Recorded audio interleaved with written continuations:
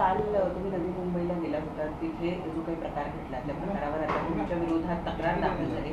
पहिली राजकीय तक्रार किंवा कुठल्याही स्वरूपाची पहिली तक्रार तुमच्या विरोधात दाखल झालेली आहे, त्यावर आपली प्रतिक्रिया काय नाही. मी आज दिवसभर हसतोय, माझ्या तोंडावर एक हास्य आहे, कारण महाराजांसाठी एक पहिली राजकीय केस माझ्यावर जर झाली असेल तर मला खूप आनंद झाला त्याचा. मी सकाळी उठल्यावर मला FIR आला आणि मला खूप बरं वाटलं की महाराजांसाठी मी पहिली केस घेतली आहे महाराष्ट्रात माझ्या राजकीय प्रवासात.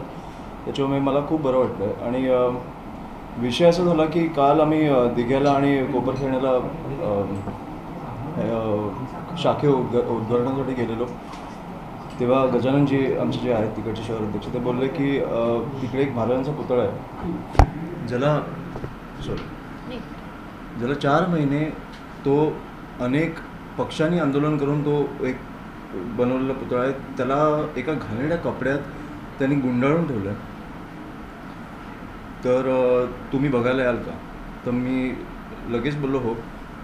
तर आमचं डिस्कशन होतानाच आमचं झालं की गजाननजी बोलले की आपण बोलताना मला वाटतं की आपण 3 दिवसाचं अल्टिमेटम देऊ आणि 4थ्या दिवशी आपणच त्याचं अनिवार्य उद्घाटन करू.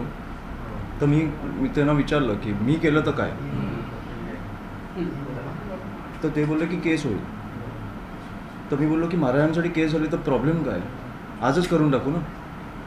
आपण 4 दिवसाचं अल्टिमेटम दिलं, परत पोलीस प्रोटेक्शन वगैरे आजच. मला वाटतं की महाराज असे घाणेरड्या कपड्यात जर गुंडाळून ठेवले तर आजच करून टाकू.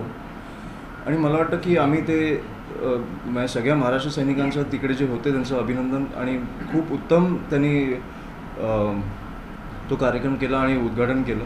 त्याच्यामुळे मला काही इश्यू नाही. माझ्या महाराष्ट्र सैनिकांबरोबर मला FIR झाला आणि महाराजांसाठी झाला पहिला. त्याच्यामुळे मला खूप बरं वाटलं.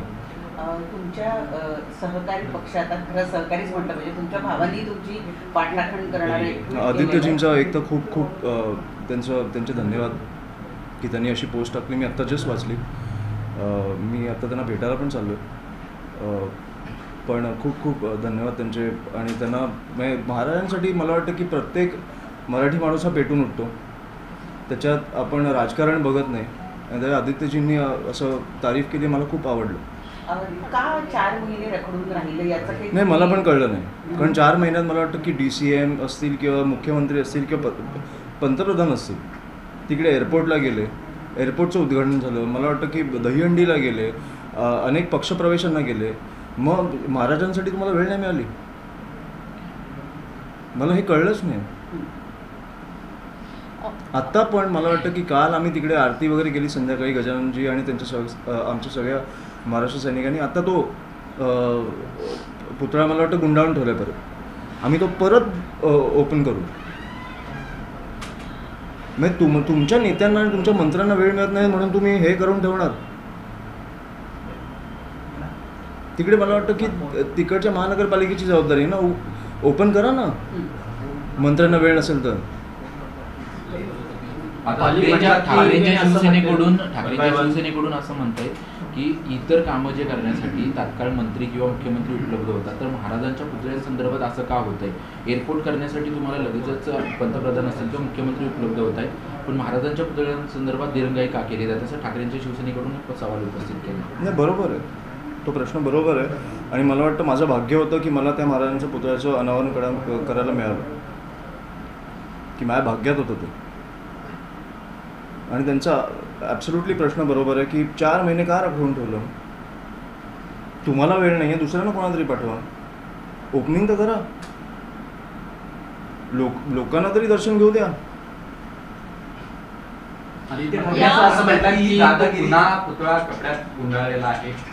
आता पुतळा नाही गुंडाळला आहे त्यांनी. आता त्या त्या चौकाला हे घेतलाय कपडा, तो पण आम्ही काढू. महाराज आहेत ते शेवटी. लोकांच्या दर्शनासाठी त्यांचं हे झालं पाहिजे. कुठेतरी अपमान करतायत. अपमान झालाच आहे. 4 महिने. तुम्ही तो कपड्याची परिस्थिती बघितली? मला तर नाही, ओके सॉरी, पण तुम्ही त्या कपड्यांची परिस्थिती बघितली? धूळ म्हणजे घाणेरड्या परिस्थितीत तो पुतळा ठेवलेला, ते फडकं ठेवलेलं. ते आम्हाला धुताना एवढं बरं वाटत होतं की कुठेतरी काहीतरी आशीर्वाद मिळतील. पोलिसांनी तुम्हाला थांबवलं काही वेळ. आदित्य ठाकरे म्हणतात ही दादागिरी सहन केली जाणार. खरंच दादागिरी होती पोलिसांनी तिथे तुम्हाला थांबवलं गेलं थोडा वेळ थोडीशी? मग ते त्यांच्या शेवटी तो त्यांचा जॉब आहे, त्यांना मी काही बोलणार नाही.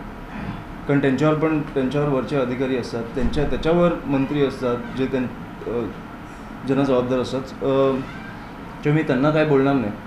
पण हो मी थांबवलं आणि म्हणून मला वाटलं की 3 दिवसाचं अल्टिमेटम न देता त्याच दिवशी झालं पाहिजे. कारण आता जे पोलीस प्रोटेक्शन वाढलं आहे तिकडे ते कधीतरी कमी होणार ना. आमच्या पोलीस बांधवांना आम्हाला त्रास देऊन काही करायचं नाही आहे, पण शेवटी ते महाराज आहेत.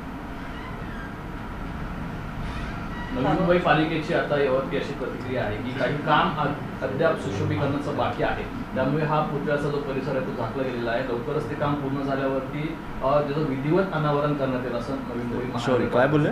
नवी मुंबई काम बाकी आहे म्हणून तो पुतळा झाकून ठेवला. काल आम्ही तो पुतळ्याचं अनावरण केल्यानंतर आम्हाला वाटलं नाही काही काम बाकी आहे. आणि जर काम बाकी आहे तर 4 महिने का थांबलंय? मग तुम्ही झाकून ठेवलाय ना तो, असं नाही की तुम्ही पुतळा बांधताय. मग काय बाकी आहे? तर त्याच्यामुळे हे उगाच कारण मला वाटतं मी खपवून पण नाही घेणार. त्याच्यामुळे आम्ही जेव्हा पोलीस प्रोटेक्शन कमी होईल आम्हाला पोलिसांवर काही कुठच्याही प्रकारचं प्रेशर टाकायचं नाही आहे. पण मला वाटतं महाराज हे महाराज आहेत आणि त्यांना असं बांधून ठेवणं मला आवडणार नाही किंवा कोणालाच आवडणार नाही. मला वाटतं मुख्यमंत्री असतील उपमुख्यमंत्री असतील त्या विभागात अनेक वेळा गेलेले होते परंतु उद्घाटन झालं नाही. याचं तुम्ही पत्राद्वारे किंवा मग स्वतः त्यांना कारण विचारणार आहात, त्यांना जाब विचारणार नाही. आम्ही ते लोकांसाठी उघडणार आहोत. तर महाराजांचं मला वाटतं की लोकांना छत्रपती शिवाजी महाराजांचा पुतळा कुठेही झाला तरी त्याला असं थांबवून ठेवू आपण शकत नाही. ही माझी भावना नाही तर मला वाटतं प्रत्येकाची भावना आहे. त्याच्यामुळे मी कोणालाही जाब विचारणार नाही आहे. तुम्हाला 4 महिन्यात वेळ नसेल मिळाला तर आम्ही उघडू, प्रॉब्लेम काय आहे? आम्ही क्रेडिट नाही घेतो, आम्ही लोकांसाठी फक्त त्यांना उपलब्ध करतो आहे की त्या महाराजांच्या पुतळ्याची तुम्हाला दर्शन घेता येईल. जी कलमं लावली आहे त्यानुसार आता कदाचित तुम्हाला कोर्टामध्ये पण जाईन. जावं लागेल, न्यायाधीशांसमोर उभं राहावं लागेल. जाईन. काही वर्षांपूर्वी मी राजसाहेबांच्या घरात वाढलो, त्याच्यामुळे ह्या गोष्टी मला माहिती आहेत काय असतात. राजसाहेबांची काय प्रतिक्रिया होती एफआयआर दाखल झाल्यानंतर? काय काय नाही, हसले फक्त. आदित्य ठाकरेंची तुम्ही भेट घेणार आहात म्हणताय, हा पुन्हा एकदा हा सगळा पुतळ्याचा तो सगळा परिसर झाकून ठेवलेला आहे. तुम्ही त्यांना सोबत घेऊन काही आंदोलन किंवा त्या ठिकाणचं त्या जे अनावरण घातलेलं आहे ते काढणार आहात? नाही ते तर काढूच नाही. मी आता भेट वेगळ्या विषयासाठी घेते, त्याच्यामुळे हा विषय नाही आहे. मला तर जस्ट कळलं की त्यांनी माझ्यासाठी लिहिलं तर तो विषय पण आम्ही बोलू, पण ह्या विषयासाठी भेट नाही घेतली. अमितजी, एकीकडे जसं तुम्ही म्हणालात की झाकून ठेवलेला पुतळा तुम्ही अनावरण केला म्हणून तुमच्यावर गुन्हा दाखल केला, याच्या आधी देखील अशी अनेक मंदिरं आणि मला वाटतं मंदिरं असतील किंवा काही असेल, मला वाटतं कबूतरखान्यावर पण हायकोर्टाचं होतं न्यायालयीन प्रक्रिया असताना पण ते काढलं, मात्र गुन्हा दाखल केला नाही. तुम्हाला वाटते नाही, कबुतरांपेक्षा महाराजांवर माझ्यावर केस झाली तर मला खूप आवडेल. गेल्या एक थोडासा वेगळा प्रश्न.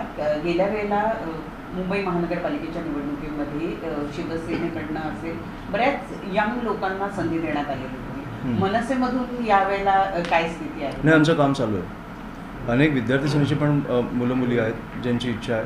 मी साहेबांकडे संपूर्ण लिस्ट देणार आहे, त्याच्यामुळे आमचं काम त्याच्यावर चर्चा चालू आहे आणि ते बघू आता कसं होतं. मनसे तसा तरुणांचाच पक्ष मानला जातो, पण तरीही त्यातही तरुणांना संधी यावेळेला मिळेल? नाही, नक्कीच मिळणार आणि त्या प्रकारचं काम पण चालू आहे प्रत्येक विभागात. दोन्ही पक्षामध्ये काही जागा वाटपाच्या चर्चा सुरू झालेल्या आहेत, नाही मला माहीत नाही, ते वरिष्ठांना माहिती असेल. धन्यवाद, थँक्यू.